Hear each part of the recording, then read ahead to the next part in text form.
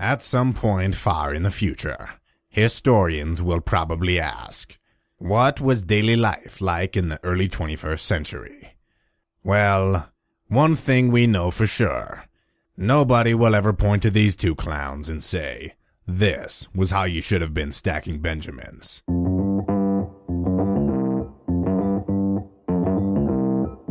Live from Joe's mom's basement, it's the Stacking Benjamin Show.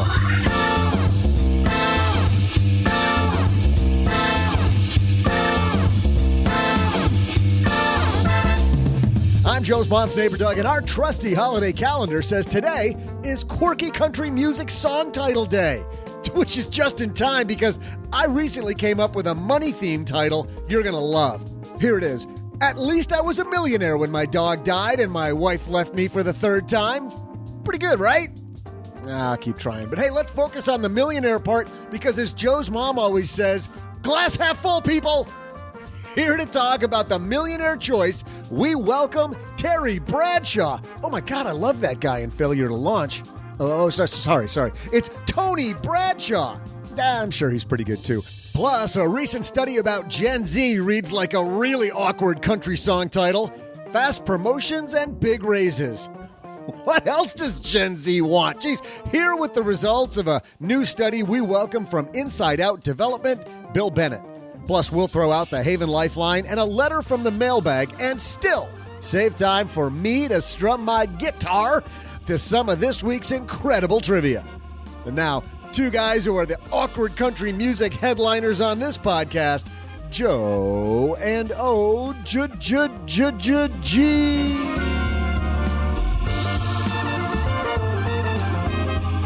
Howdy, folks, and welcome to Wednesday. I am Joe Salciha, Average Joe Money on Twitter, and man, do we got a show today. Starting with, across the table from me, the other guy, or as we call him, OG. That's original gangster to you, actually. And what's up, dog? Yeah, that doesn't go with our country music theme. No, it's close. I am the, if we don't want to be the original gangster, I am the other guitarist. Other guitarist on this podcast. Absolutely. The other guitarist. Yes. And you know where you learn to guitar? Probably, I'm sure. Absolutely. I do know, actually. But you're going to tell everybody else. Probably at Skillshare, because there's 25,000 classes you can take at Skillshare. Big thanks to Skillshare for supporting Stacking Benjamins. Skillshare is offering Stacking Benjamins listeners, listen to this, stackers, 2 months, unlimited access, over 25,000 classes for free. To sign up, head to Skillshare.com/SB, Skillshare.com/SB. Big thanks to Skillshare. We're also today brought to you by LinkedIn. We might need a new country songwriter for this year podcast. Thanks to LinkedIn for supporting Stacking Benjamins. LinkedIn Jobs makes it easy to get matched with quality candidates who make the most sense for your role. Post a job today at linkedin.com/SB. And you know what's going to happen there? Another reason to be a stacker. You get $50 off your first job post. Terms and conditions apply. We're just saving people money. We're like 3 minutes in and we're saving people money, OG. Going to be a great Wednesday. That's how we roll. We're going to wrestle up some savings. We're going to wrestle up Tony Bradshaw talking to us today about being a millionaire, the 10 traits it takes to become a millionaire, 10 keys to becoming a millionaire. So if you want millions, this is the show for you. First, we got some headlines, though, so let's get this thing cranking. Hello, darlings. And now it's time for your favorite part of the show, our Stacking Benjamins headlines. And our first headline, here's a couple guys who wanted to be millionaires. Advisors charged with gambling away millions from clients. This comes from Investment News. Oakdale Wealth Management's James Daly and Michael O'Keefe of Massachusetts may be fined and censured. I bring this up because I think a lot of people at first blush, if you're working with an advisor, you may not realize, OG, just how far the term gambling can be taken. Let me explain. The piece reads, Massachusetts securities regulators have charged 2 investment advisor representatives and their firm, Oakdale Wealth Management, with, quote, gambling away millions of dollars on unsuitable energy investments from more than 250 client accounts. Regulators charged James G. Daly of Franklin, Massachusetts, and Michael J. O'Keefe of Millis, Massachusetts, with violating their fiduciary duties to their investors, a majority of whom were state residents and many of whom were also elderly, by investing in high-risk energy investments such as oil and natural gas. The complaint alleges that despite warnings about the potential volatility of the energy sector, Mr. Daly, who handled most of the investment advisory business, over-concentrated nearly every client in energy investments, regardless of age, risk tolerance, and net worth. In many cases, more than 30% of the client's portfolio was made up of energy-related investments, the state securities division said in a release. I want to stop before we get too far into this. So think about this. If I'm an elderly investor, OG, everybody's going to need oil and gas. Because of that, this is a very safe place to be. And we're only going to put 30% of your portfolio in oil and gas to make sure that we're still diversified. I can totally see an advisor selling this as incredibly conservative and not a bad place for an elderly client to be. Well, I mean, you can totally sell anything. That's the problem with sales. But 30% in energy stocks, I mean, frankly, everybody is going to need oil and gas. Well, until they mass market electric cars, but okay. The state said that Mr. O'Keefe, who acted as the firm's compliance officer, failed to perform any meaningful review of Mr. Daly's actions, though Oakdale's policies and procedures stated that the firm would tailor investment decisions based on each client's risk tolerance, the complaint states. That's interesting, too, because so many firms use boilerplate contracts and boilerplate advisory registration documents. And it's funny because you can look through and read them all, and almost everybody says that, oh, yeah, we provide customized solutions, da, da, da, da. And you just think like, it's no big deal. But it is a big deal if you don't actually do that. Yeah. You know, if you use model portfolios, you should say, yeah, we use model portfolios. We have about 10 of them, and clients fit into one of these 10 sleeves. You should say that. Yeah. But, yeah. And that's a reason why I brought this up, is that there's this term that a lot of professional advisors use, and you might want to ask your advisor about, which is an IPS, an investment policy statement. An investment policy, and by the way, even if you don't have an advisor, it's great to have one for yourself, and I'll tell you why in a second. But investment policy statement goes through thoroughly how your advisor is going to manage your money, so you know what they're going to do, what they're not going to do. The thing I like about an IPS is that when things go bad, and looking at you, fourth quarter of 2018, when things go bad, instead of panicking, you go back to your investment policy statement, and you know exactly what your advisor is going to recommend. You know exactly what you should do. It's this guidebook to how your investment's going to be managed. And I think if people had asked these advisors for their IPS, you might have been able then to ask some pretty good questions. I think the other thing that it does too is it gives you the opportunity to review what you said was reasonable in terms of the ups and downs based on the portfolio that you had. So let's take the other side of the coin here. Maybe they did have the discussion that oil and gas at 30% is a little risky, but that's a forecast that we have. Maybe that firm is more focused on market timing or something like that, and they're saying, hey, we think this is an opportunistic thing, but with this heavy weighting in commodities, there's going to be wilder swings. And so you have to be okay with, a minus 30 in exchange for that opportunity for the plus 60 type of thing in that section or that sleeve of your portfolio. And if that's the case, and you have it written down, to your point, then you look at that and go, oh, we're down 28. Well, we said we might go down 30. So this sucks, but this is what we said. This is what we signed up for. Yeah. There's no censure then. There's no censure. The client knows, because it was in writing, this is what we were going to do. This is what we did. Everybody should be on board. Yeah. Yeah. Would have been no problem. Well, still probably a problem, but still not as big a problem. Well, and that's interesting too, not to belabor this point then. So if you're working on a problem, you can either look at the leaves of the problem or the root. And I really like the fact that with an investment policy statement, if things aren't working the way that you want them to work, instead of just changing it for today, you can work at changing the investment policy statement to more accurately reflect what you should be doing. So the next time something comes up, because history repeats itself, you're not going to make the same mistake twice. Yeah.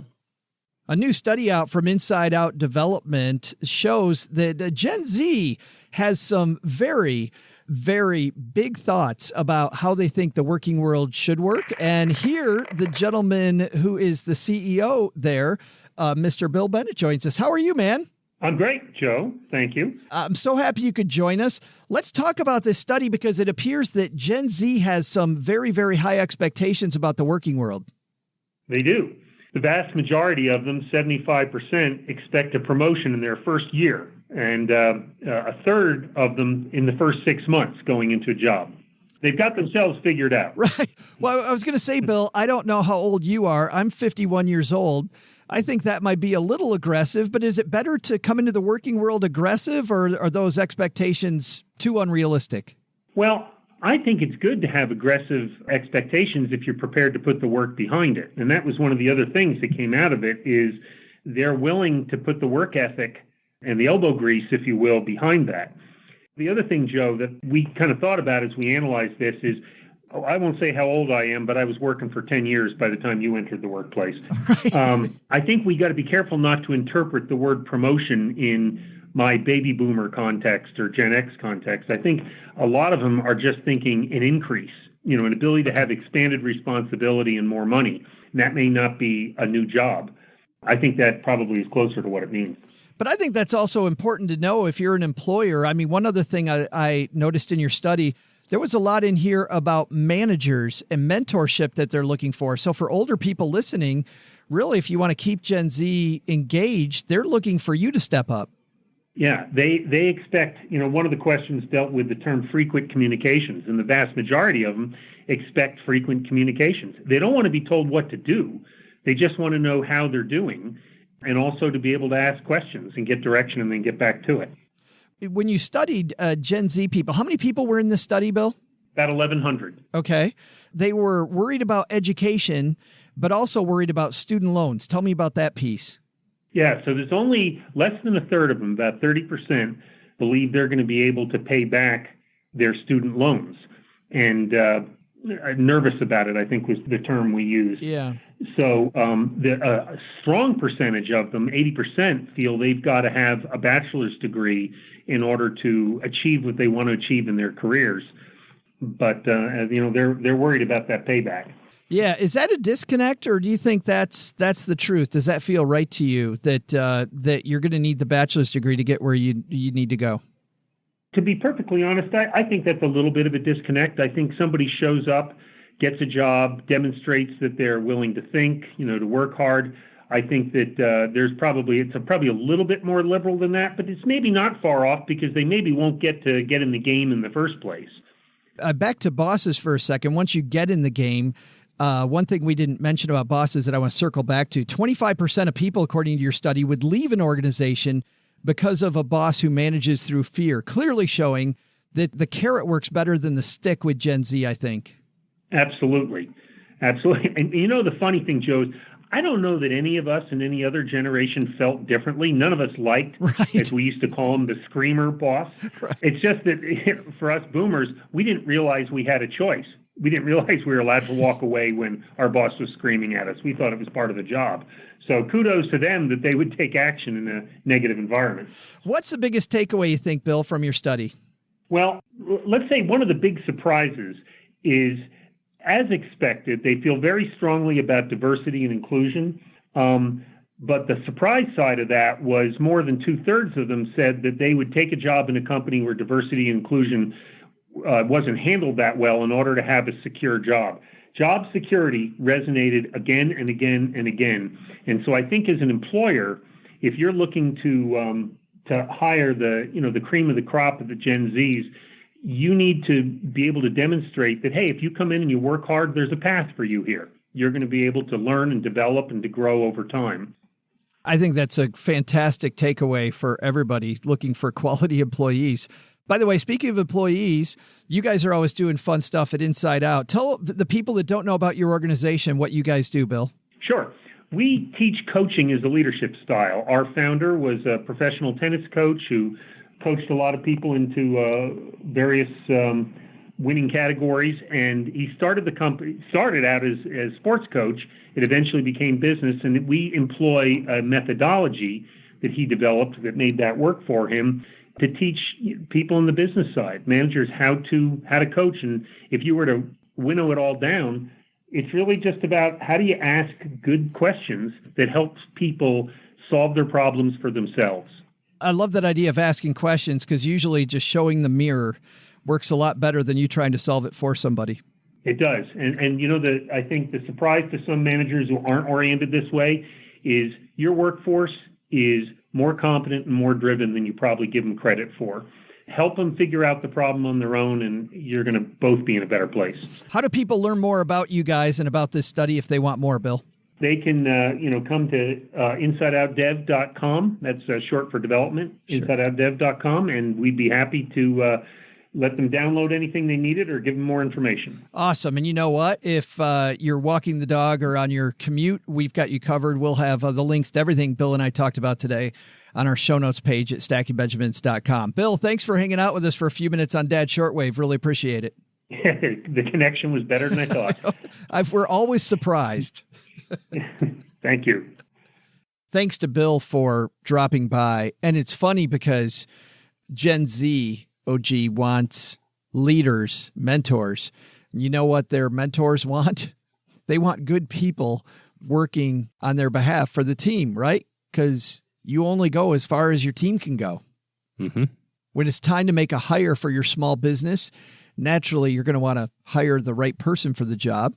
Maybe not somebody who thinks they should get a raise in 6 months, but you want the right person. Odds are that person is on LinkedIn. LinkedIn Jobs makes it easy to get matched with quality candidates who make the most sense for your jobs, because LinkedIn Jobs uses knowledge of both hard skills and soft skills to match you with the people who fit your role the best. People come to LinkedIn every day so that they can learn and advance their career. So LinkedIn understands what they're interested in and looking for, which means when you use LinkedIn Jobs to hire somebody, your matches are based on so much more than just a resume. Your LinkedIn Jobs matches are based on skills and background, sure, but also interest, activities, and passions. Matching lets you quickly get a group of the most relevant qualified candidates for your role. That way you can focus on the candidates you want to spend time talking to and make a quality hire you're excited about. Business is so much better when you work with the right people. So much better. And you know what? If you're going to be a mentor, I think, to a Gen Z person, I think it's important too to have somebody that you have good communication with right from the start. Like if there's not a match there, I was just listening to Tony Hsieh talking about Delivering Happiness, the book about Zappos, which people have been telling me forever. I've got to read that book. So now on my runs, I take it with me. It is fascinating. And he talks about in that book how with his company before Zappos, they made a few wrong hires. And he said, I don't know when it went off the rails, but all of a sudden I hated going to work. My own company, I hated going there because instead of everybody being excited and on board, we made a few kind of, this will fit for today hires. And next thing you know, it's backstabbing and intrigue and people, trying to move themselves up the chain. Nobody's worried about the customer anymore. Everybody's worried about themselves. And so he said, you're all fired. I'm starting a new company. Yeah. Actually, it's funny. He did wake up one day and he said that he hit the snooze like 5 times. And he realized the time before that when he'd hit the snooze 5 times was when he'd been working at Oracle. And he just didn't want to go to work. He's like, oh my goodness, I'm back there and I don't want to live my life this way. So no, you know what he did? He fired everybody and he used LinkedIn Jobs. That's what he did. Perfect. May or may not be true, but post a job today at linkedin.com/SB. Get $50 off your first job post. That's linkedin.com/SB. Terms and conditions apply. And big thanks again to Bill, as I was mentioning, for stopping by. I think it's nice to live in fantasy land, don't you? Well, they say denial isn't just the name of a river. I actually don't think it's Fantasyland, like we talked about. I like being idealistic. Let's put it that way. Being idealistic is a great place to start. If everybody was a true helper and leader, above you and wanted to further kind of pass the torch, so to speak, but it doesn't always work that way. And frankly, I don't think you want everybody to be a mentor or a leader. I think that those people are few and far between on purpose because not everybody's qualified for that. And more importantly, I do think that there's a little bit of that whole, when the student is ready, the teacher appears type stuff. Like when you know what you need, then all of a sudden you find the person that you can lean on for leadership or mentorship or whatever the case may be. And it probably doesn't happen in 6 months. Maybe not. I think that's our first lesson. It doesn't happen in 6 months. Second lesson is Rome wasn't built in a day. No, but an IPS statement can be.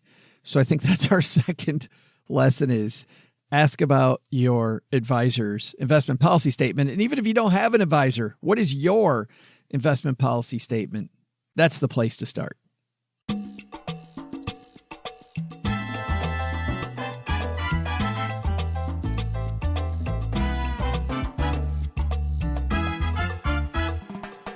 Well, Tony Bradshaw grew up in a lower income neighborhood in Nashville, Tennessee. And in early 1996, he realized he was mismanaging his money and knew something needed to change. And after becoming a mechanical engineer, he spent the first 6 years of his career as an engineer and computer network administrator. In 2001, he entered the financial education world. We're going to let him talk about exactly what firm he worked with. But he's in Nashville. I wonder what big financial firm might be in Nashville.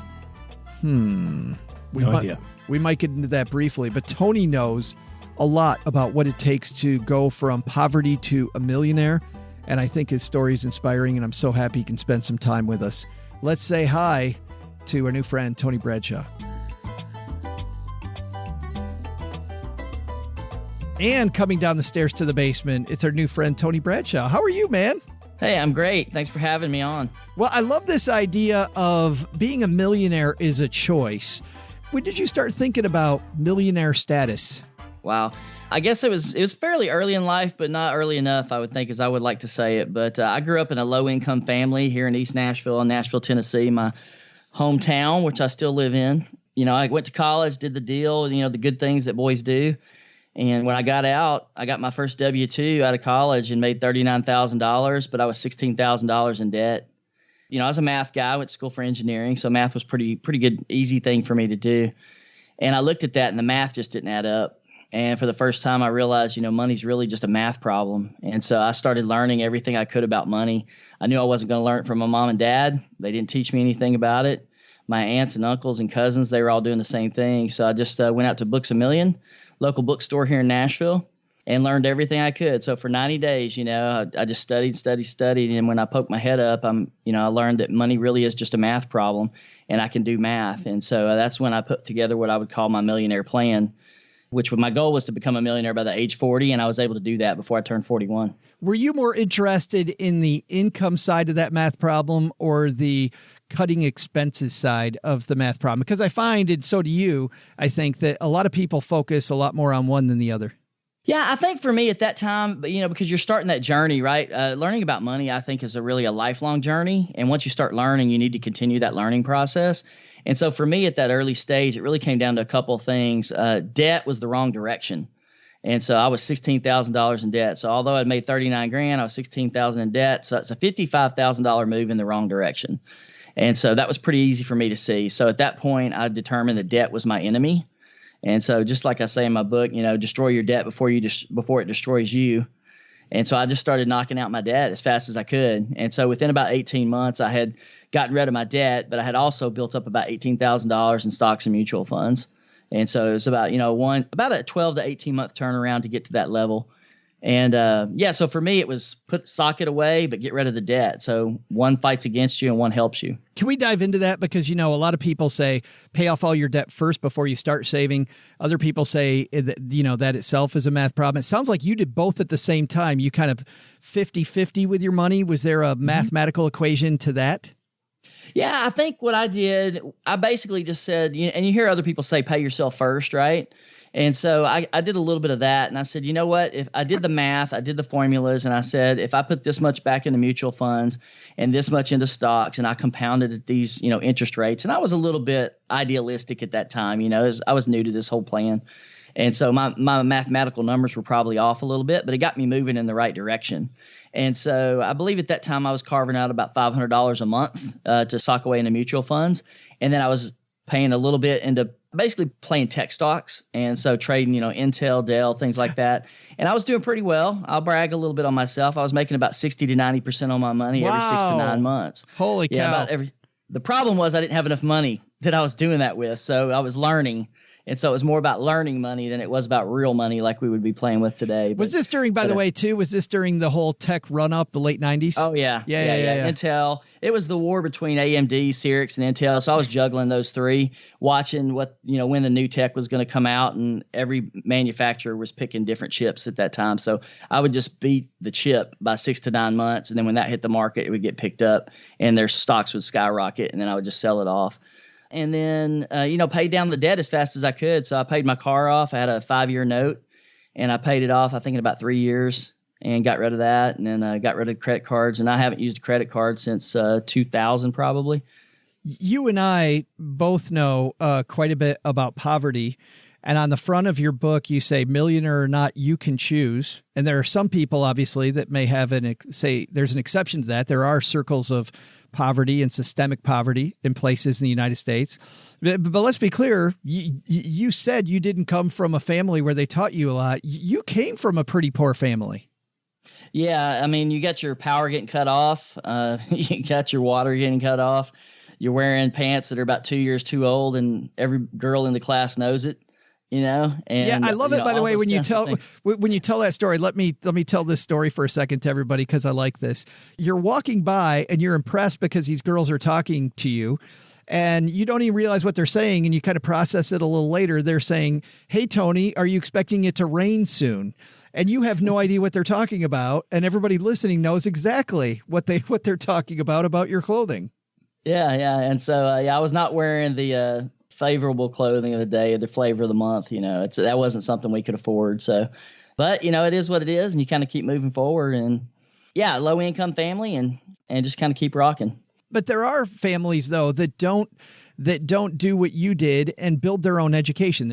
Do you remember where that synapse happened? Was it the fact that your dad was self-employed? And so you wanted to, I don't know, be self-employed too? I'm just wondering where that synapse hit, where it doesn't hit for a lot of people. Yeah, I think, honestly, after writing the book and talking to different people, and, sadly, my mom and my dad, nor my sister, even though I was on the goal to become a millionaire, I went through a financial class. My parents, my mom and my sister both went through that financial class as well. It didn't stick for them, and I was already past that class in my own mindset, but they attended it. And in fact, my sister's been through the class 3 times. And so they didn't go on that journey with me. So even though they knew I was on that journey, they didn't choose to join me. And so they didn't make a millionaire choice. I would say they made a choice to remain in poverty and low income. And so without digging into that in too much detail, sure. I think a lot of people lack the ability to see a different vision for their own lives. They're kind of just stuck. And unless something happens to, that catalyst. And for me, that catalyst was that W-2. Was that? And yeah. that debt. Yeah. Yeah. That was what I call my financial awakening. That kind of shook me loose. But it's funny also, I just think about that moment. I think about the fact that there's lots of people out there that get that W-2, having the ability to look at that W-2 and say something's got to change, is still a big moment. You have early in the book, your 10 keys of becoming a millionaire. And obviously we're not going to have time to dig into these, but you certainly do in the Millionaire Choice. I just wanted to touch on all of them so people can see exactly what what battles they're fighting when it comes to being a millionaire. Mm-hmm. Your first key to becoming a millionaire is to develop strong character. What do you mean by that?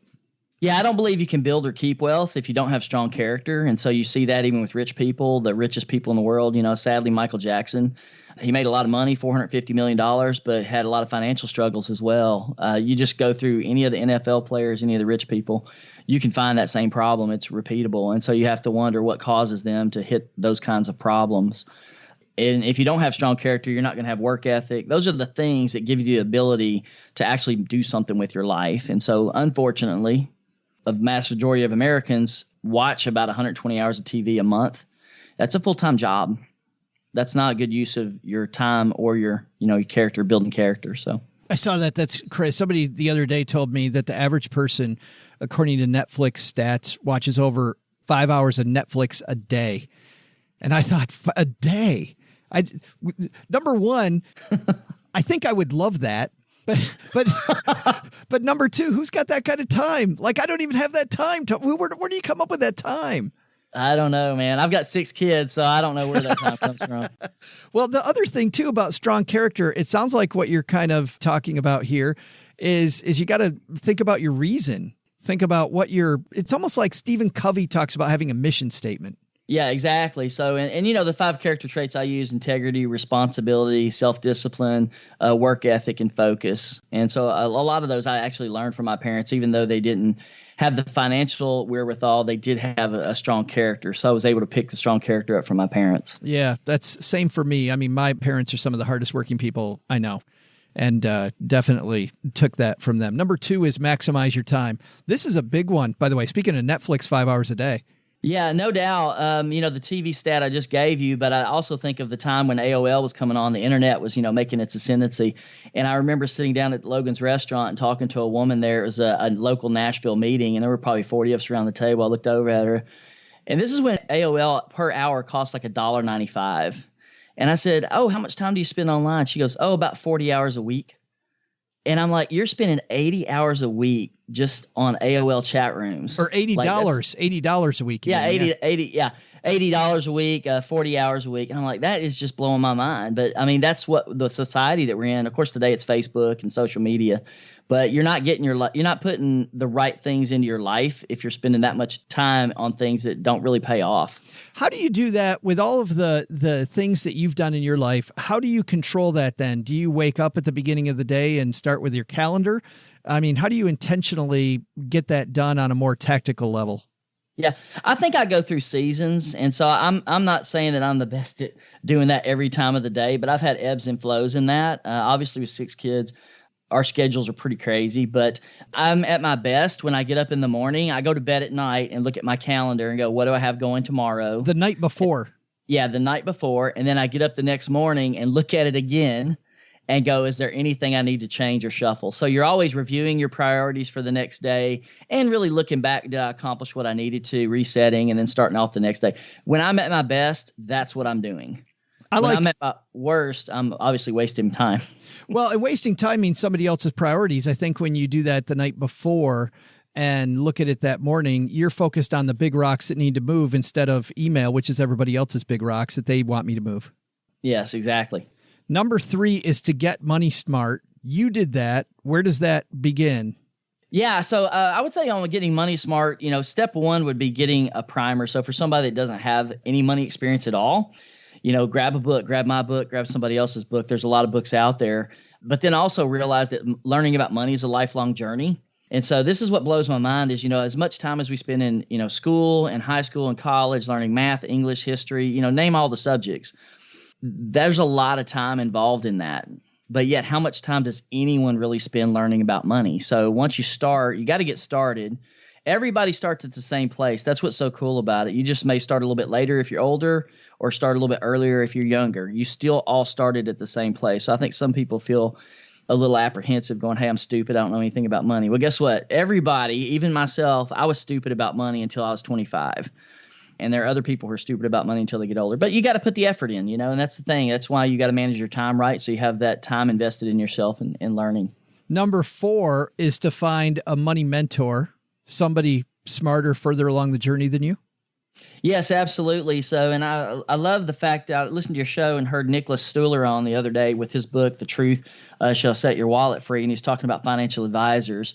And one of the things I probably didn't have present in my life as much as I would have liked to have early on is a financial advisor or a money mentor. That's something I learned later and how important that was. But somebody you can bounce ideas off of that, preferably as a millionaire, that's a good thing to go, hey, they know something about money. They've hit a certain level of status. Not everybody that's smart about money has become a millionaire. They're on their way, I like to have two sources, a money mentor and a financial advisor, because just like if you go and you get diagnosed with cancer, you're going to get a second opinion. Yeah. And I think they serve, you can counteract those opinions and like say, hey, what do you think about this? This is what I'm hearing. So you just get a second opinion. Napoleon Hill, a name that I'm sure you know, talks about a mastermind. Do you have a money mastermind or a mastermind of people about your career? Not right now. I just have a group of friends that I talk to, and those are things that I need to put in place. But yes, I think that would be good. I don't know if you're familiar with Dan Miller. He's a friend of mine, and he actually, do you know Dan? I do know Dan. Yeah. Yeah. I just saw him at Garcia's restaurant the other day. See, I think that if you know Dan and you know people that know Dan, you have a mastermind. You don't call it a mastermind, but you really do, because he's going to give you his opinion about where you're messing stuff up. Yeah, definitely. But he was pivotal in a career change that I made. And oddly enough, he came around back into my circle as I was writing this book. So I'm reestablishing connection with him. But yeah, he's a fabulous resource. I was interested in, you have these as two different things, Tony. You've got Get Money Smart is your number 3, but then number 5 is Watch Your Money. Does that mean set up tracking systems? What does that mean? Yes, exactly. So you need to have a budget. I prefer to call it a spending plan, because when you use the word budget, my wife doesn't like that word. She gets knotted. She gets tense. She almost wants to leave the room. And I've seen a lot of people react that way. So I think budget itself has a very negative connotation in the emotional psyche of who we are. So I choose to call it a spending plan, because everybody likes spending money, right? Yeah. And I try to make it as simple as possible. So I break it into 4 money groups: living money, wealth money, play money, and other money. And the problem with, becoming financially wealthy or well off is people don't pay enough attention to that wealth money group. So I really just want people to pay attention to 4 groups, simplify the thing as much as possible. Just south of you, where you live, and you're looking at me like, where the hell are you going with this, Joe? Just south of you, I went to this town recently, Franklin, Tennessee, which is absolutely gorgeous, as you know. It looks like a Hallmark movie. How do you go to a place like Franklin, Tennessee, where you could spend tons of money and feel good doing it? Like, before you make a trip to Franklin, do you set yourself a budget? This is not a budget, excuse me, a plan. This is how much money we're going to spend. Do you have an allowance? Do you and your wife give yourself allowance? Like, how would you negotiate going to a place like that?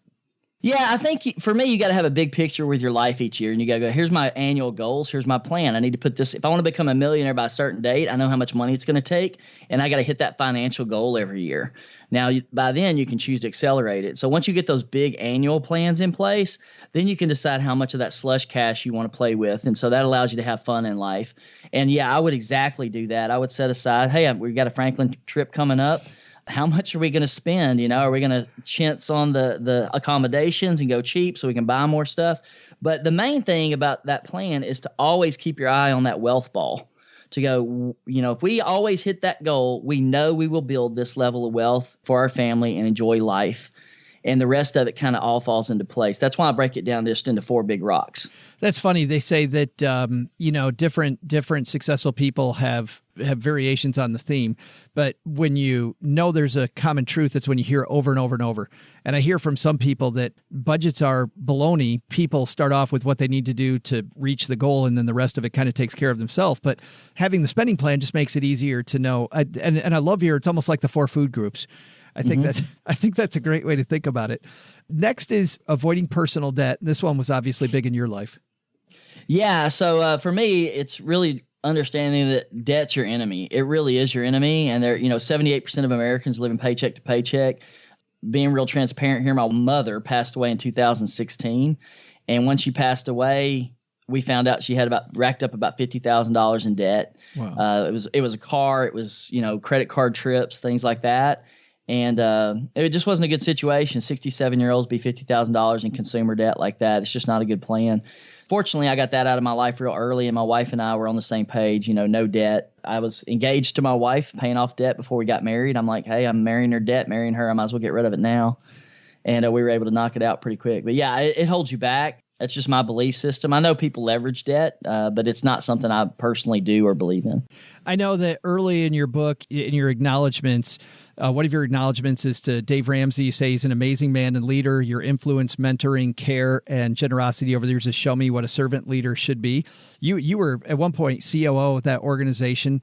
Does a lot of that anti-debt Is that from the Ramsey organization, or were you already on that train before you got to the Ramsey organization? So a little bit of a funny story here. I actually got on that wagon as soon as I started learning about money. I was age 25. I actually didn't meet Dave Ramsey and didn't know who he was until 1998 when I was in a premarital class with my wife. And there was this bald guy up there talking about money and debt. And he asked the question, which credit card do you pay off first? Which loan or debt do you pay off? And I just raised my hand. I said, the smallest one. And little did I know that 3 years later I'd be working for him. Yeah. And so it was that mindset that our financial philosophies had already aligned 3 years before I went to work for him. So I thought that was pretty interesting. That is pretty interesting. It was nice seeing all the people that you acknowledge at the beginning of the book. Obviously, you have a strong network of people around you. I don't have time to get to the rest, but let me go through them so people don't scream at their device while they're listening. Tony, keeping your expenses low, saving and investing aggressively, boost your income, which I also think is a big thing. I know when I've counseled people in the past, it's not always an expense problem. Sometimes it is an income issue, and earning more income, I think, is big. And then last, creating your millionaire plan. I guess to put a cap on this, why is creating your millionaire plan last in the book instead of first in the book? Yeah, I think you've got to gain the knowledge first so you can pull all the pieces together. A lot of times financial planners are going to take bits and pieces, or you're going to learn bits and pieces along that journey. What I really wanted to do is give people a way to take everything they had learned, put it into one package. Whether it's what's your debt plan, what's your income plan, what's your spending plan, and, your millionaire plan, because you got to have a goal, right? Yeah. And you need to cross that goal line. For me, it was age 40, and I thought I did pretty well until I met the young man that grew up in Compton, and his goal was to be there by age 30, and he made it. He beat me by 10 years, and I'm like, well, maybe I'm not so special, And he came out of low-income poverty, L.A. low-income poverty, and he chose to make a different family choice than his father made. But the millionaire plan at the end, you got to tie it all together. If you don't tie it all together, and I don't like to call it a financial plan, I prefer to call it a millionaire plan because it has a very specific goal. I absolutely loved walking through these, and I love the fact that it's point by point by point. And if somebody wants to make that choice, it is my copy is already pretty dog-eared. Let's just put it that way. The book is The Millionaire Choice, Millionaire or Not, You Can Choose. Where do people get it, Tony? Yeah, you can pick it up on Amazon or any major bookseller. They're all available there, or you can visit themillionairechoice.com, and that'll direct you over to one of those book sites. And you also were nice enough to, on your website, make a special landing page for our Stacking Benjamins listeners.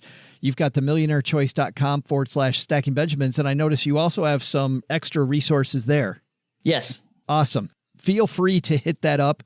You know what? We'll let people be surprised by this, because I was pretty surprised by what you're offering there. Some good stuff. Let's put it that way. Well, I hope they get some use out of it. You got a great show, and I just really enjoy what you're doing to educate people about personal finance. It's something that's really needed, especially in our country. Well, that's all an accident. If you learn something, as everybody here knows, keep it to yourself, Tony. All right? All right. Thanks for hanging out with us. All right. Take care. Hey there, Trivia Nerds. I'm Joe's mom's neighbor, Doug. And besides being Awkward Country Music Title Day, it's also the anniversary of the day Viagra was approved by the FDA. Now, I've been thinking hard about trivia on Viagra, and although some ideas have grown on me, none have really risen to the occasion, you know what I mean? So I know that Viagra itself isn't a company, it's only a drug, but if it were a stock, I'm sure that thing would be shooting straight up. But really, when you think about it, here's the question. What one stock has lifted the spirits and put smiles on the faces of men and women everywhere? Which company makes Viagra? I'll be back with a solid answer in just a moment. I'm telling you, Joe, I could keep this up all day. This is pretty cool, OG. Gertrude has been working on her skills with a Z, in graphic design. And I told her, I said, you've got to take this Skillshare class on graphic design. And she did. And she had made some graphics for us for our meetup last Friday, where we were hanging out, watching hoops with everybody in the Detroit area. That was so fun. But anyway, she'd made a graphic before.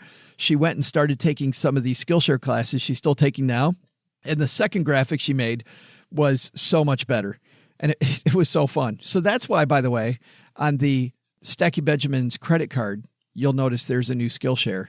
Ah, okay. You're preempting me for the upcoming American Express bill review, the quarterly review of Stacking Benjamin finances. The good news is we're getting the first 2 months for free.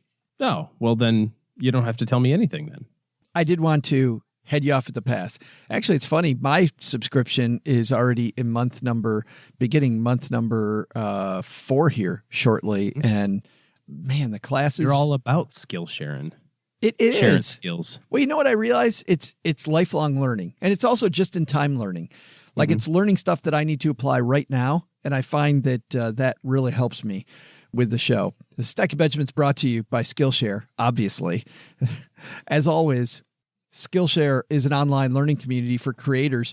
More than 25,000 classes are there in design, business, and more. You can discover countless ways to fuel your curiosity, creativity, and career.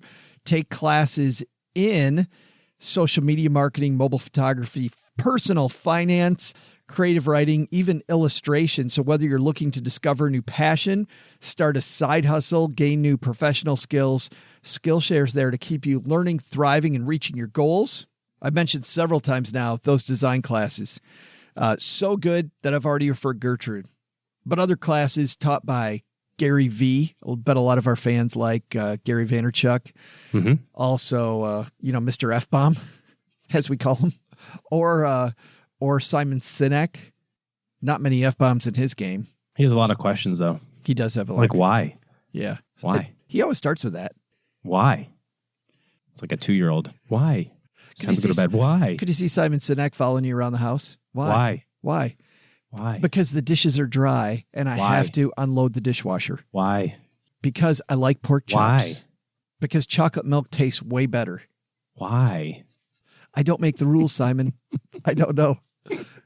Join the millions of students already learning on Skillshare today with a special offer just for you stackers. 2 months of Skillshare for free.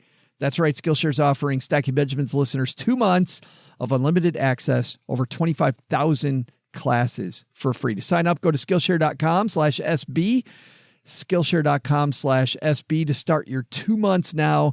That's Skillshare.com/SB.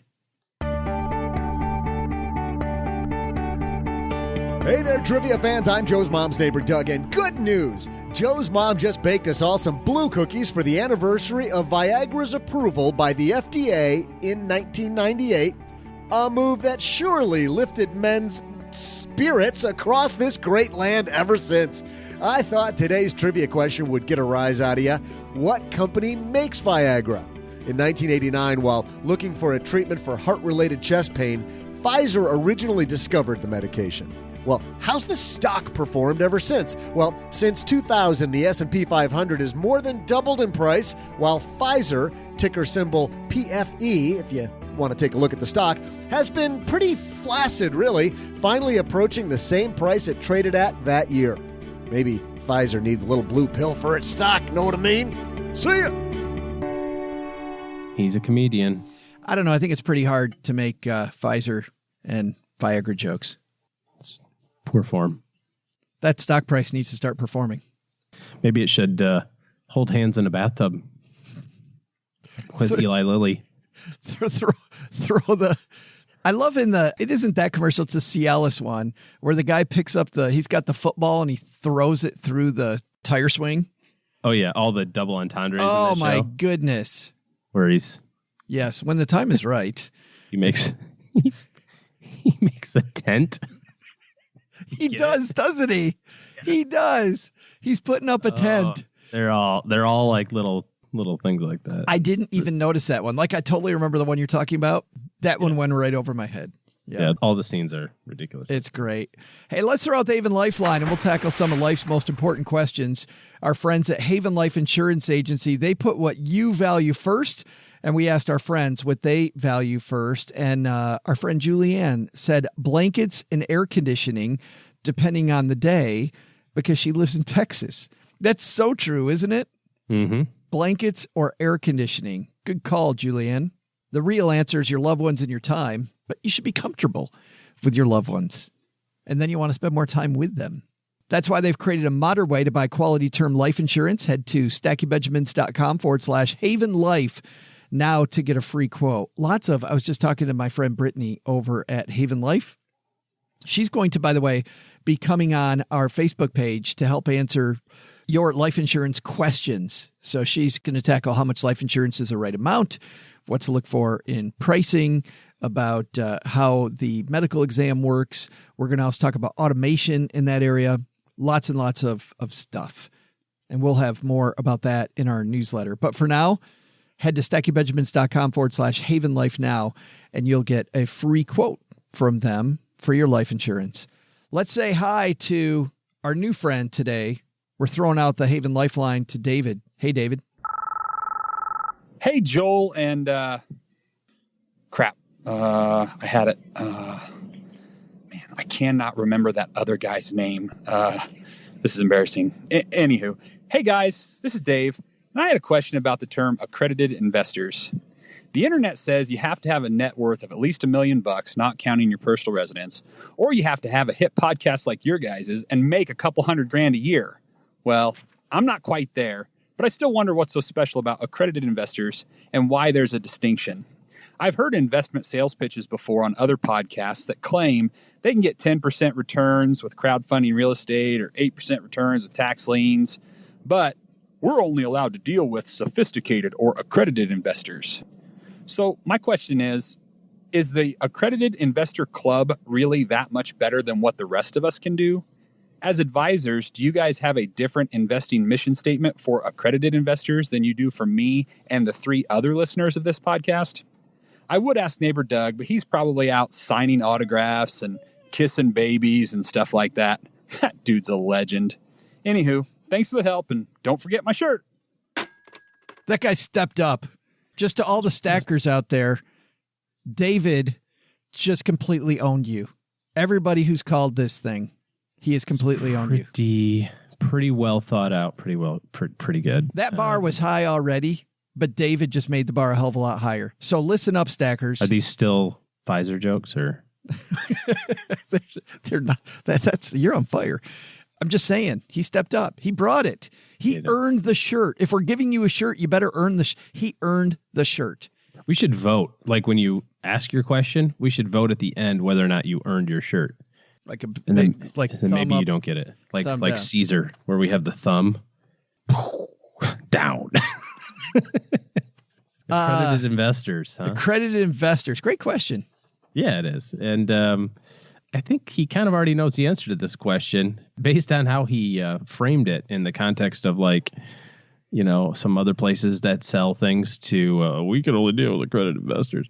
So the rationale behind it. We've had people on the show before, especially on like FinTech Friday, where it's only accredited investors. So we're there too. Yeah. The advent of this years ago, and arguably it should have been increased years and years ago, was that if you earn a certain amount of money every year, or you have a certain amount of money, and you've identified those as being a couple $100,000, 300,000, or $1 million invested, then you can take certain risks because you have so much money, or you have the ability to create money that other people can't. So there's all of these different rules as it relates to product disclosure and product placement, where if you're creating a product, let's say you're creating a real estate thing, or you're creating a hedge fund, or something like that, contrasted to creating a mutual fund or an ETF, which is available to anybody with a pulse, you have to follow different rules, and they're more lackadaisical, so to speak, if you only say your product is available for quote unquote accredited investors. And so the SEC came out with this rule of what is an accredited investor. They have the number now. It's 1,300,000. And the general theory is that if you are accredited, you can take greater risks, and you're also more sophisticated, because apparently if you have more money, that makes you smarter. And it's a big fallacy and faulty thing.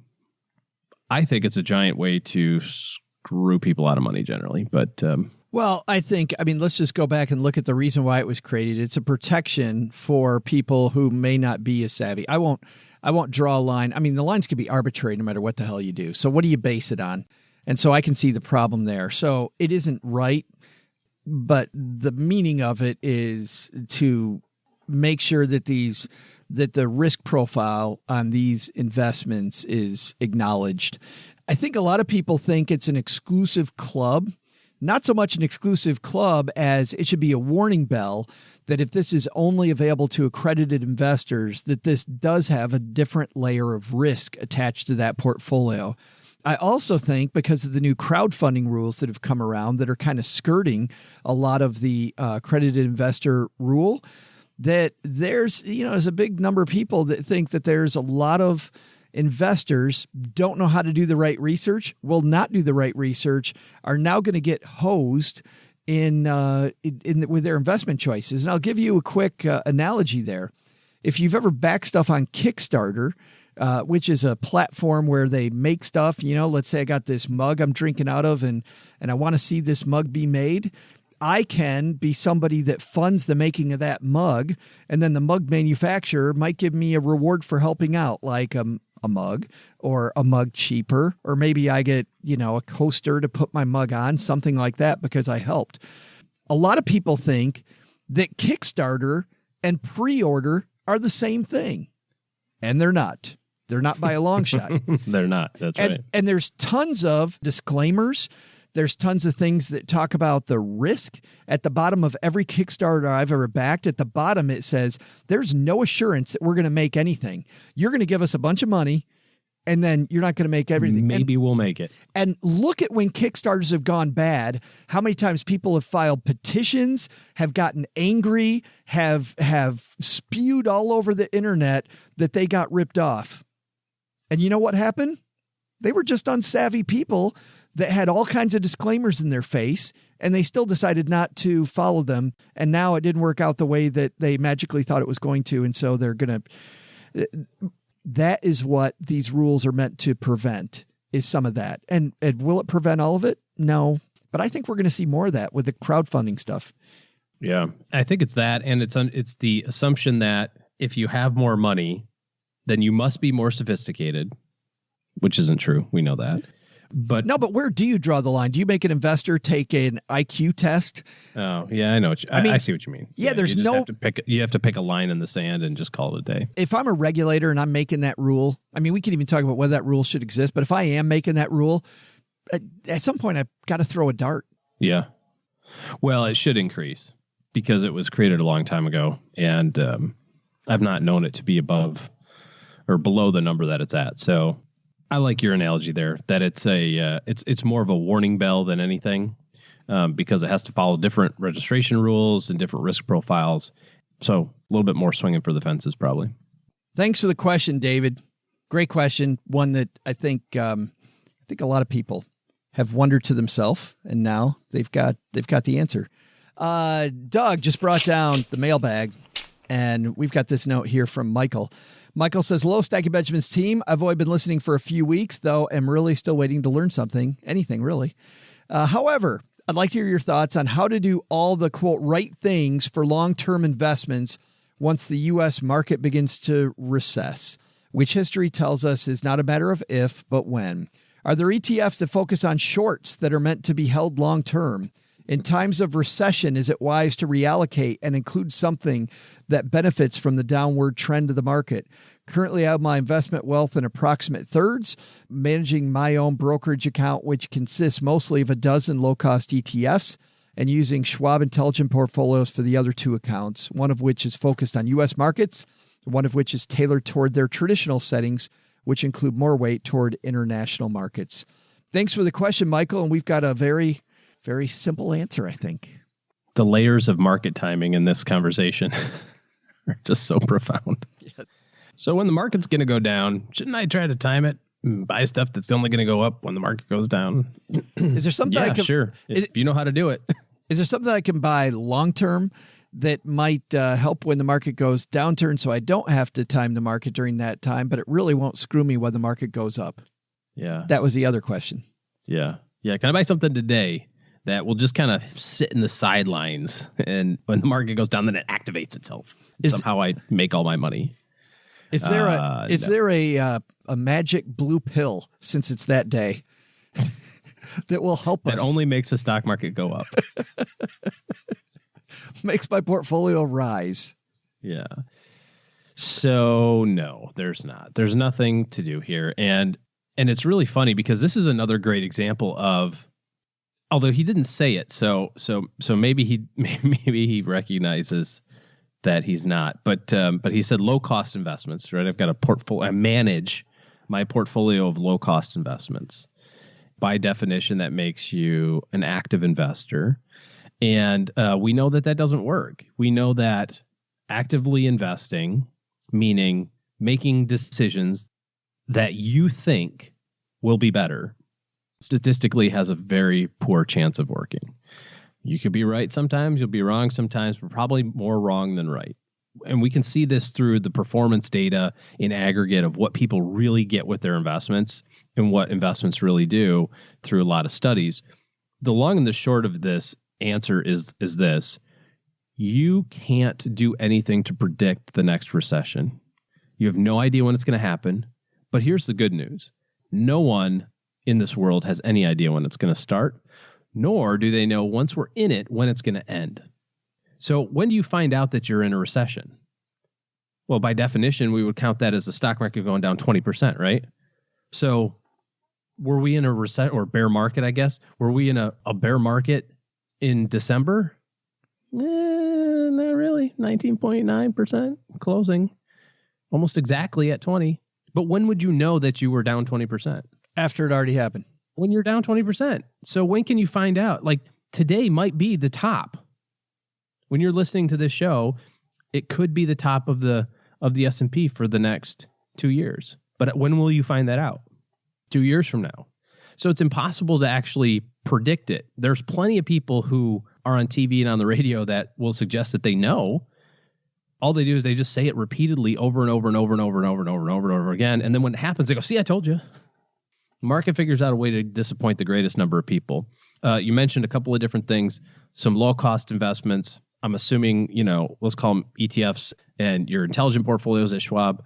The best thing to do when the market goes down 20% is to back the truck up and get as much money as you can invested. I mean, think of it this way. Today, the stock market's at whatever it's at. It's pretty much about what it was, give or take, in September or October or August, depending on when you're listening to this, of 2018. So at those times, if you would have had the opportunity to say, oh, you can buy your $100 worth of dollar cost average today in your 401k, or I've got a better deal for you. I'm going to give you 20% off of today's prices just because I'm a nice guy. So, your S&P 500 fund was supposed to be $100 a share. You're going to buy one share with your $100 today. I'm actually going to make it worth $80. And your $80 and your $100 now buys a little bit more than one share. You would take that deal. But then when it happens, when we get to the end of December, all through October, November, people are going, oh my God, the recession is starting. It's like, holy cow. No, that's what we want.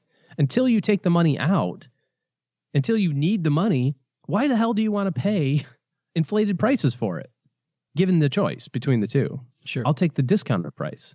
So we can all pray, those of us who are not yet to retirement, that we do have a recession, that we do have a just bear that we market. just that we have volatility in general. Yeah. I mean, please God, if there wasn't volatility, you wouldn't get market returns. That's the trade-off. That's what people don't understand. If you want 10% in the S&P, if you want to average the S&P return, which, P.S., most people don't. Well, I have an S&P 500 fund. Yeah. But you don't average the S&P return. And I'm not even counting the little bits of expense ratios or management fees you pay your advisor or whatever. I'm talking about the fact that most people will sell it when it goes down. Most people will look at their 401k on January 5th and go, oh, that thing sucked. I don't want that anymore. Now, nobody in our audience does it. Of course not. Because everybody we talk to says, oh, in 2008, I stayed the course. Bullshit. It didn't happen. And if it did, I will grant that maybe you did it, but you did it with a very inconsequential amount of money. Especially inconsequential to what you have now, compared to what you have now. Yeah. Which by the way means, even if you did do it in 2008, in 2019, that doesn't mean a lot. It sure doesn't, because let me tell you this. If you had $200,000 and the market went down 20% and you're at 160, you go, It sucks. I'm pissed. Whatever. If you have $2 million and it goes down to 1.6 million, I guarantee you're freaking out because we look at money through the lens of how fast we can make it. This is an observation that I've had. I don't have any scientific evidence for this. This is just musings by OG. But when, we make $100,000 a year and our portfolio is down 40 grand, we put that in the context of something that we can experience, which is I make 100,000, my portfolio's down 40. That's like down January through May of my paycheck. If you have 2 million and it's down $400,000, you go, holy hell, that's 4 years worth of money, not including taxes. Oh my God, I got to do something. And there isn't a person among us who can say that there is no breaking point for them. Everyone has it. So and this is where going back, I think, OG, to that idea we talked about at the top of the show about having an investment policy statement really is important. Because I remember when I was creating my investment policy statement and creating model portfolios, I was tweaking those portfolios to see how they responded under different stimuli. And I was going back and back testing them in different time frames to look at how all weather those portfolios were. Now, what's funny is on this show, things like the S&P 500 come up all the time. Like, oh, well, my advisor didn't beat the S&P 500. The S&P 500 never came up once while I was creating those portfolios. It was, how do I get X return and take the least amount of risk possible getting that return? That was my thing. And then how would it respond when the market goes down, when the market goes up? But that was all in an investment policy statement, not anything that will activate when the market goes down, not looking at a recession, not looking at didn't have to include any of that stuff. The only way that you can average market returns is if you take the L, to use a phrase from my kids' Fortnite game. You have to take the loss. There is no way to accurately predict, I only want the ups, not the downs. There are products that try to do this. And we were talking earlier about sales and stuff like that with the accredited investors. So one of the problems with different products is that they don't tell the whole story. So you'll hear a dinner seminar or you hear an advertisement on the news for a product that only goes up, never goes down. You can never lose more than you invested. But what's the trade-off? The trade-off is you have to take away the volatility. That's the trade. That's the trade that you make every single day. Because if you want no volatility, you have to be okay with low returns. If you want a little volatility, then you go fixed income. If you want 10% returns, you have to be okay with minus 30. It's going to happen. And there's no way you can see it forecasted in advance. There's no way to prevent it. And the minute you start monkeying with it, when it's down 27.9%, you go, oh my gosh, I'm getting really close to my breaking point. I should do something, because we think that. We think, well, I should do something. This world's going to hell in a handbasket. I got to do something. The minute you do that, you take the opportunity to average all that out and get your 10% or your 9% or whatever you need to reach your goals. You take that off the table. It's not going to happen. I remember Dr. Daniel Crosby when he was on, friend of yours and mine, and he was talking about how as humans, we have an activity bias. And it's so hard for us because in most everything else you do, staying put sucks. Everything else about your life, your career, your relationships, all of that stuff. You gotta keep moving. Doing nothing is horrible. So to your point, OG, bam, when the market goes down, you think your activity bias in your brain kicks in. I got to do something about this. I got to do something. Well, I got to do something about this. That's right. So hard fighting against who we are. I think too long didn't read. Don't do anything. Stay the course. Thanks for the question, Michael. Couple great questions today. Nice job, team. Good job, stackers. High five. If you got a question for the team, head to stackingbenjamins.com and you'll see all the ways to interface with us. Of course, the Haven Lifeline is the way, and David's getting the code from Gertrude for the greatest money show on earth, Haven Life shirt. Fantastic shirt. I love that shirt. We also get reviews of this year's podcast, and today's no exception. Mom just printed this one off and put it on the refrigerator. I laugh, I cry, and I learn nothing. 5 stars. I still wonder what people who are brand new to the reviews of Stacking Benjamins think when they read down through these. I laugh, I cry, I learn nothing. Oh, that sounds great. 5 stars. The format's perfect for my drives to work, and I honestly feel like this podcast has helped me make better decisions financially. Sometimes I wonder if Joe would want to do longer interviews with some of the guests and maybe post them separate. Great show, great content, and always fun. You know what's funny is... Interesting idea. Yeah, just as an aside, we did that. We had a podcast for a while called The Green Room. We did that, and we turned out that the market for that was far smaller than we thought. We had a few people say, yeah, that would be cool. It was cool, but I think you get long-form content elsewhere. Our goal here, for those of you that are new to the show, is to be the first word in personal finance and to help people become interested in the topic that don't even want to be at this table. I mean, I don't know, you get 2 money nerds together, OG, and they start talking about PE ratios and Sharpe and beta and alpha, and it's fun for you and me. OG and I will sit at a bar all day and have that conversation. I'll listen to it. The problem is I get bored to tears with a discussion on a topic that I'm not already interested in that goes that deep. So if we can just help people get interested in the conversation, that's us. And for us, that means 2 headlines, a quick interview, 2 letters, we're done. That is introduce you to the deep thinkers. Yeah, absolutely. I mean, we will introduce you all day long to the people you should move toward. And I feel bad because I do feel like sometimes people think we're going to be like those shows. Our job's to introduce you to those shows. We had somebody, by the way, gave us a nice review, but said, rye, relevant, and trim the fat. It ain't going to happen. That's not who we are. I feel bad when we put a bag over your head. We have Doug at the beginning of the show say live from Joe's mom's basement, and people still think they're going to get a really deep, deep, deep conversation here. We try to give you clues. Our job's to introduce you to that stuff. That's where we sit. So, okay. But you're looking at me like I've got something else to add. Well said, my friend. But on that note, thanks for that, by the way. And I just needed to be able to say that because of the fact that that's not the first time we've heard, hey, how come you don't have a longer interview with people? If you like Tony Bradshaw, you know what you do? You go buy his book. You get it at the library. You go study. Tony's awesome. I mean, Tony was the CEO for the Dave Ramsey organization. You think we didn't do some research before we brought Tony on? Gene Chatsky on Monday. Go listen to Gene at Her Money. Fantastic person to listen to. I think that's our role. So great question.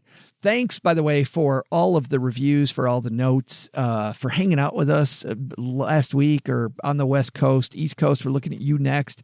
Midwest, looking at you after that. And South, we'll be back. We will. I promise we'll be back. I'm here. So there's. Yeah, we just got to have a meetup there again. We just got to do another meetup after you fly back home. All right. That's going to do it for today. By the way, one more thing just before we kick this over to Doug.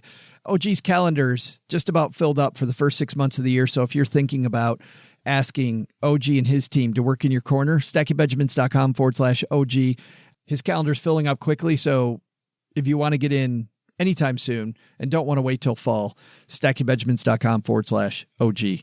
All right. That's going to do it for today. Doug, what should we have learned today, man? You know, Joe, I don't know why you always ask me this every episode. You're here for most of the episode. You should listen to your own stuff more often, but I'll help you out. Here's what we should have learned today. First, worried about having enough money to reach your goals? No matter your starting point, take a cue from Tony Bradshaw and build your millionaire mindset. It all starts with telling yourself that you can. Second, do you work with young people or are you a young person new to the working world?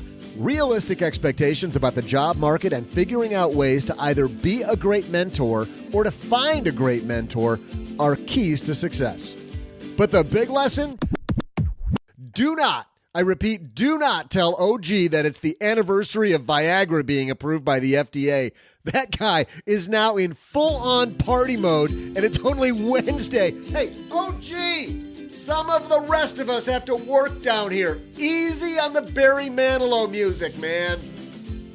Special thanks to Tony Bradshaw. You can find Tony's book, The Millionaire Choice, through his site at themillionairechoice.com/Stacking Benjamins. Yeah, folks, you heard that right. themillionairechoice.com/Stacking Benjamins. Thanks to Bill Bennett, CEO of Inside Out Development, for joining us. You'll find more on Inside Out Development at InsideOutDev.com.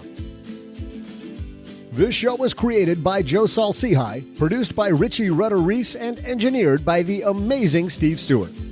Online, visit us on Twitter at @SBenjaminsCast or on our Facebook page. I'm Joe's mom's neighbor, Doug, and I do not like computer jokes. Not one bit.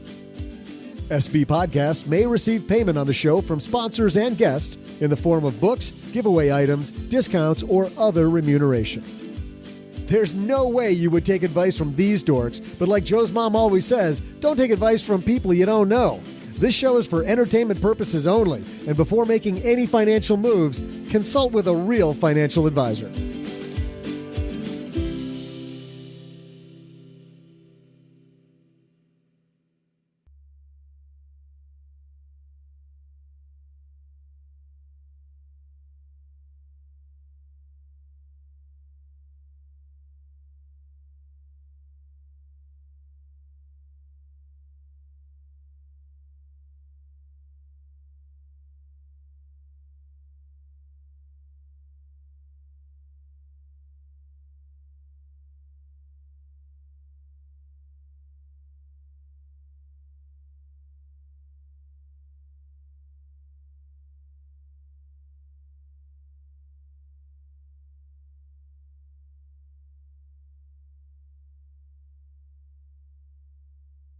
Welcome to 5 Movies in 5 Minutes with my good friend OG, the podcast after the podcast that keeps on trucking.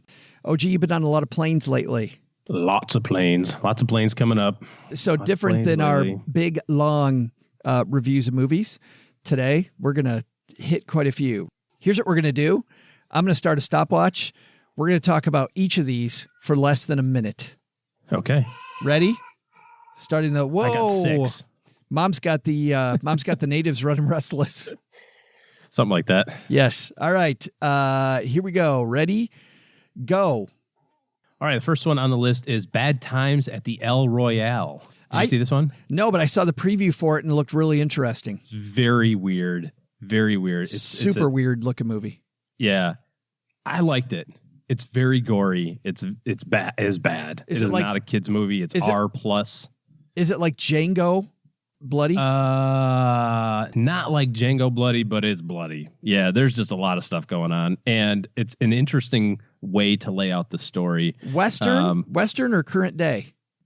It's set in the late 60s, early 70s-ish time period. What happens? You got 15 seconds. Yeah, it's a good movie. You'll like it. Yeah, but what's the storyline?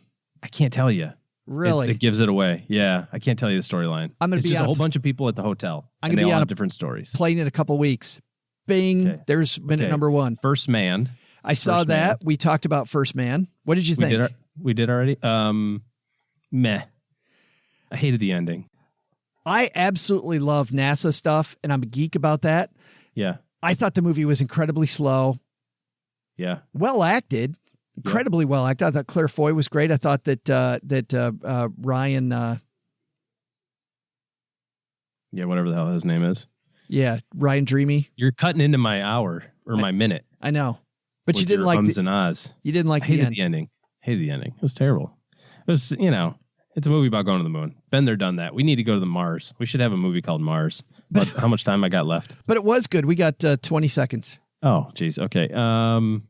Really long, very slow. Pretty screwed up also. Like, if half of the stuff that they went through is true, like in terms of how stressful it was, that's pretty impressive. That there's still people that are willing to do that. And some of the mistakes that they made along the way. Yeah. That was bad. Yeah. Peppermint. This is a shot of the dark. I haven't even heard of this movie. Of course you haven't. This was like, oh my God, I've seen everything on the plane already. So I got to find something else. Jennifer Garner. Is taking her kid and her husband out for ice cream, and they're killed by drug lords. The family, it's everybody but her.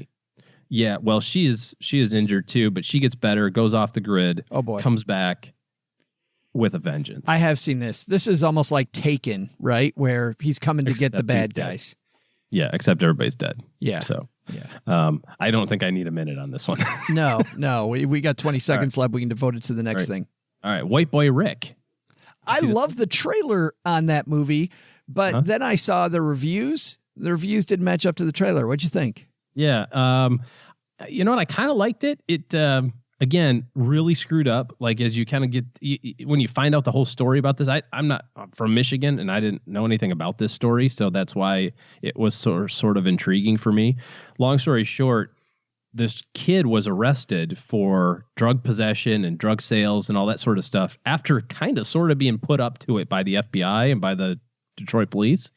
And he was in prison for like 35 years. I don't know the time, but he's like the longest running non-violent offender in Michigan history. And he got arrested when he was 17 or 18 for seemingly inconsequential, like cocaine sales or whatever he was selling. I thought in the previews, the relationship between him and his dad looked really good. Really backwards. Yeah. Well, backwards, but I mean, that seemed to be a good part of the movie. Seemed to be a good, like something that would keep me watching. Like his dad was not a good influence. No. His dad was doing his own bad stuff, which kind of led him astray a little bit. And then it just, if half of it's true, where this kid was basically just led on by the FBI, screwed up. All right, next one thing is Widows. That one I really missed out on. Really wanted to see. Who done it? So this is a story. It starts out with career criminals. They're four folks or three men who are robbing someplace. They get in a firefight, get hurt. They go to their safe house. Police are there. Basically, everybody dies. And this all happens in the first minute and a half or 2 minutes of the movie. And the people that they stole from, all the money is blown up or whatever. People that they stole from show up at the ringleader's wife's house and says, yeah, your husband stole $2 million from me. You've got a month to get it back. And she says, I don't know anything about my husband's job or activities or anything. And he says, I don't really care. So this is a story about the women banding together to try to figure out how to make this right by doing bad things, of course. It looks so good. And it's got Colin Farrell in it, Liam Neeson for a brief moment, and then Viola Davis and a couple of other actresses. Yes. So I liked it. And then last on the list here is Front Runner. Did you see this one? No. Hugh Jackman. It's about Gary Hart's presidential campaign in the 80s. I saw the preview for that. Yes. And it disappeared. I never saw the movie, even at a theater. It's on American, brother. American Airlines. So that's where they go, where movies go to die. American Airlines. Front Runner. I actually like this one too. It's again just being just young enough to not be, participating in the presidential election of 1988. I was involved in the 1996 one, but the 88 one was just too young. I mean, I knew it was happening and that sort of thing, but all the controversy around, apparently he was going to beat the pants out of Bush. Yeah. And he was way ahead than the scandal hit. And then he kind of he had some certain foibles that caught up with him, and it was kind of an interesting story. Hugh Jackman, who is kind of sort of one of my favorite actors right now. I like the disparity of work that he does. But anyways. The breadth of work. Yes. The breadth. Yes. Yeah. The depth. Good stuff. There it is. Six shows, yes, 6 minutes. Maybe, meh, yes. There you have it.